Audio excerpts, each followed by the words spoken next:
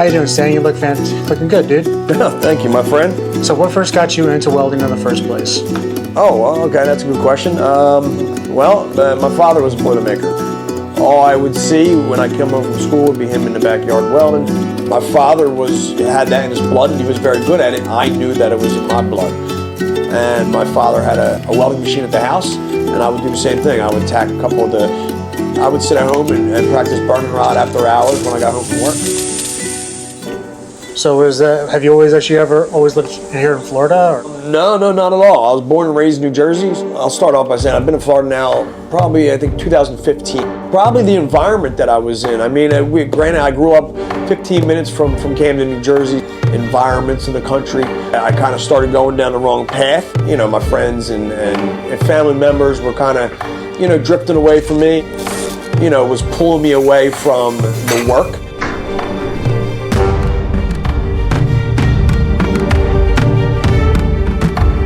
The way I am and the way that my brain works. And at that point up in New Jersey, I was just kind of heading down the wrong path, slowly start choosing the wrong thing.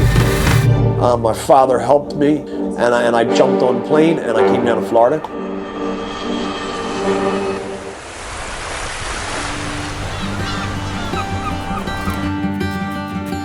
I was dead twice, basically. I woke up twice, put a breathing tube in my mouth. If I didn't take that light down here, and there's no doubt in my mind I'd probably be dead. Thank God you're sober now and things have gotten better for you now. Yeah, because I would never have Instagram. I would never be welding where I'm welding now. I came down here with no job, just a little bit of clothes and some experience, welding experience. The means to be able to drive to a welding job and have a full-time welding job. First and foremost, I had to have a job. I actually walked door to door and asking for a job anywhere on the street. I went to a barber shop, and the guy offered me a job cleaning his windows and holding a sign on the street. Now that you've actually hacked together, what made you reignite everything? And I saw that D'Angelo was hiring, came here and took a weld test. So basically every job I would go to, I would knock it out of the park. One of the best marine exhaust companies in the world. And some of the coolest things we do here are we make Coast Guard exhaust. So this is D'Angelo Marine Exhaust, so we make exhaust for $100 million yachts and celebrity yachts and stuff like that. And Coast Guard.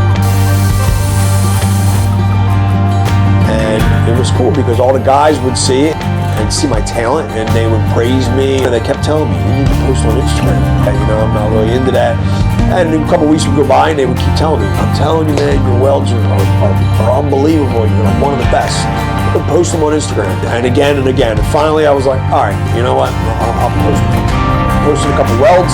Saw a lot of younger guys reaching out to me and complimenting me on the welds, and that just kind of like slowly ignited, that drive where I was like, okay, this is what I want to do. This is, that again.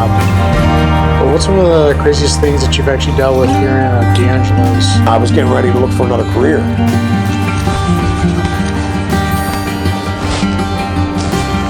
Outside of welding, and at my age, it's all about purpose. What is your purpose? And the purpose is to give back. All right, that's what ignites me.